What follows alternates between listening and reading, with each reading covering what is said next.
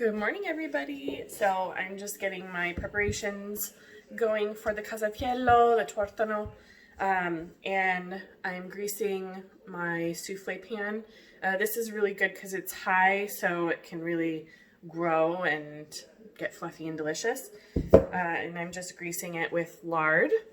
Then I have my flour, which is just AP flour. It's 500 grams, which is about 3 cups. If you have a scale, that's the best way to do it because that's how we do it in Italy.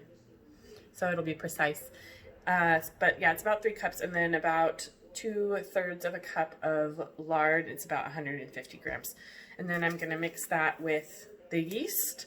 I'm using rapid rise instant yeast today, so we'll see how that goes. I did not use that last year, but I think it'll be just fine. So I'm going to go ahead and throw all this in my KitchenAid mixer, get it mixed up, knead it a little bit, and then set it to rise. I'll show you what that looks like. Then while it's rising, I'm going to get all of the fillings prepared. I'm going to cook my bacon super crispy, dice it up, make it really crispy. I'm going to dice my salami, dice my cheese, grate my pecorino, and dice my eggs. And I'll see you back here in just a little bit. I'll show you what the dough ball looks like, how I'm going to set it to proof, and then how I cook the fillings. Okay? Okay, so this is how my loaf is turning out. So just those of you kind of tuning back in, I used rapid rise yeast, which doesn't need any proofing with water and sugar and stuff. But that meant that my dough was very dry. So I ended up adding maybe about 1/4 to 1/2 cup of water, just very slowly so it didn't get overhydrated, so that it would turn into this beautiful moist loaf. So I'm just going to knead this for a few minutes more and then put it into a greased bowl covered next to my stove, where it's a little bit warmer, and I'm going to be cooking breakfast, so it will rise. And then while it's doing that, I'm going to be making my fillings, which I will also post. Okay, kneading away. Yeah.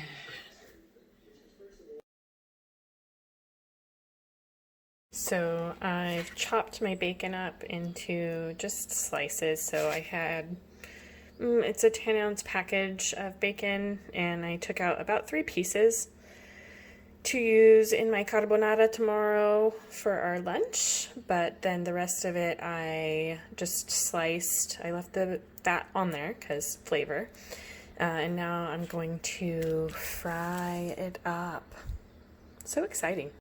Okay, this is what it should look like. The fat's all rendered out. It's nice and crispy. And now I'm going to pull it out, let it drain, and cool. I just wanted to give you guys a little peek. My little ball of love has grown quite a bit. It wasn't growing, it wasn't rising very much. And so I turned my oven on just a little bit, 350, so that it got a little bit warmer over here. And that seems to be helping a lot. So it's a much happier little dough ball at the moment. So this is the cheese I'm using. It is scamorza, which you can see is kind of like a hard mozzarella. The recipe calls for provolone, so you could use that as well. I've been using this the last couple years because my mother-in-law sends it to us, and it's delicious and has a really yummy, creamy flavor. It holds up really well in the oven as well. You could use anything that's like that. Stay away from anything that like really, really melts or doing it too large. I'm going to cut this into just a dice, kind of a bigger dice. So I'll show you that when it's done as well. Hi again. Okay, so take a look. Isn't it beautiful? I think it's more than doubled. Looks pretty fabulous. Okay, so while that was rising, I cut up my cheese. You can see kind of the size, just a rough dice. Nothing, it's not all precise. Salami in about the same size chunks. And then I have my pecorino cheese that I'm going to grate over the top. I'll show that later. So now I'm going to turn this out and create a rectangle with it, and then I'm going to cover it with all my stuff. I'm also going to chop and rough dice my eggs to kind of roughly the same size and shape of the cheese. I've got my bacon cooling, and I'll see you in just a moment. I'm going to turn this out, get it into a rectangle, and then show you how to fill it. Okay, so I've got my bread in a very nice rectangle. Let's see if you can see it. Pretty large. I didn't measure it, but let's see. Yeah, it looks good.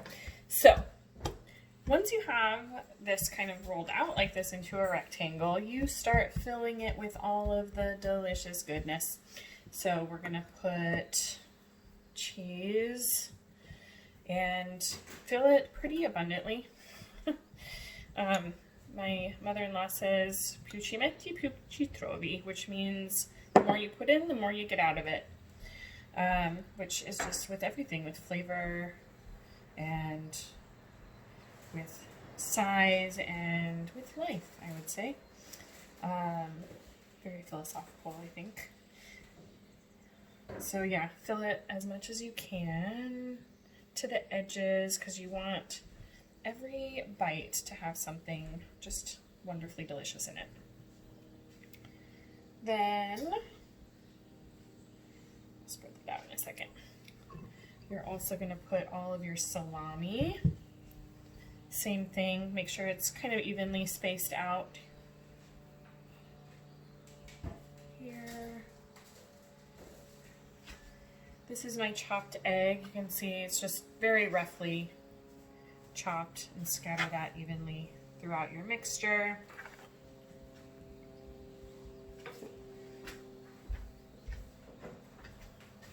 And then the best part, the bacon. One of the best parts. I mean, this looks pretty amazing, don't you think? So yeah. Then the last thing I'm going to do is put my pecorino just grated over the top, and that too, make it abundant. Put a bunch on. It's not going to hurt anything. So I'm going to do that with my roller here.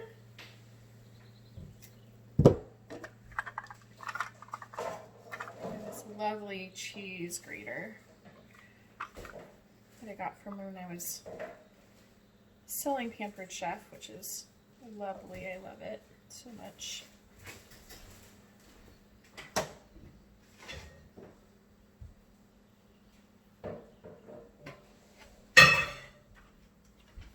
So I'm going to put that in there, start grating it.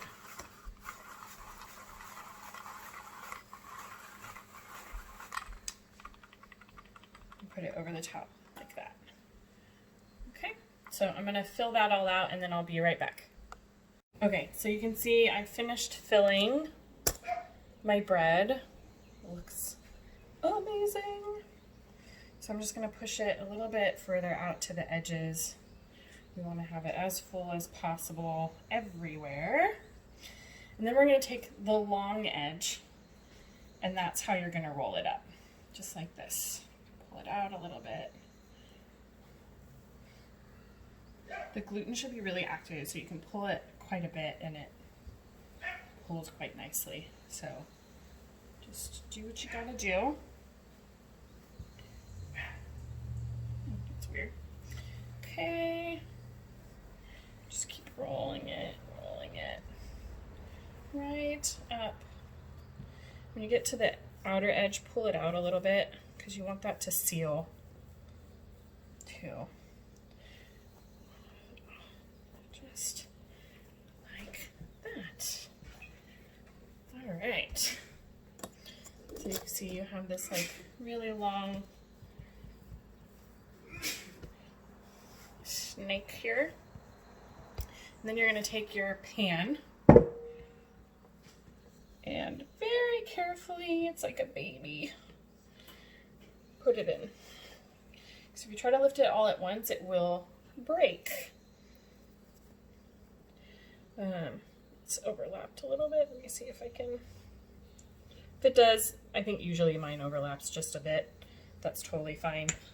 So there you are, finished uncooked product. So I'm gonna let that rise another little bit.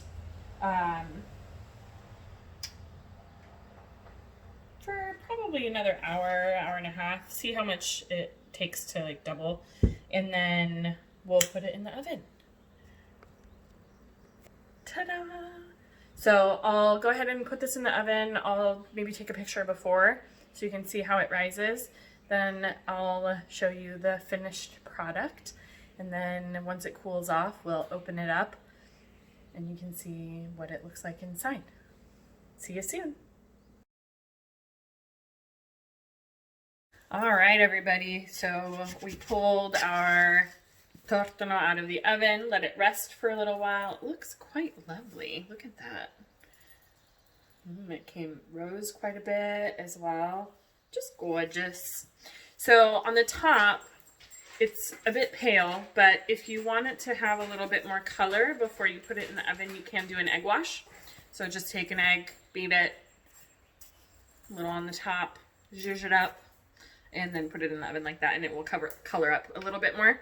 But this looks pretty delicious to me. So I'm gonna cut it open. I also have my wonderful assistants here, Matteo and Frank. Well, Frank doesn't get to taste any, but Matteo does. So let's open it up and see. It's still kind of warm, so it might be melty. That's all right. We like it melty. Oh, look at that. Oh, absolutely beautiful.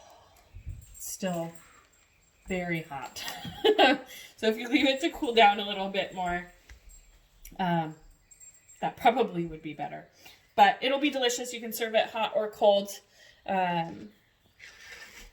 you the inside here. Look at that, all nice and full. That is what it's supposed to look like. It's very moist. So that is how I like it. Oh, I can't touch my camera because I have lard all over it. So that's it, guys. That's how you make a Casatiello. Oh, if you want to make the actual classic Casatiello, before you put it in the oven too, you just smash down the bread a little bit with your fingers, put in a whole egg, and then put some strips over the top. I'll post a picture of kind of a more classic Casatiello rather than the tortano without the hard-boiled egg on top. But that's it. Delicious. If you end up making it, please let me know. Take pictures and let me know how it turns out for you if you like it. If you like these videos, let me know as well. I am considering doing a YouTube channel with various recipes to supplement my blog, which is eatpraygolove.com. So go check it out. There's a bunch of recipes already up there, and I hope to see you on the social webs soon. All right, bye. Happy Easter to those who celebrate.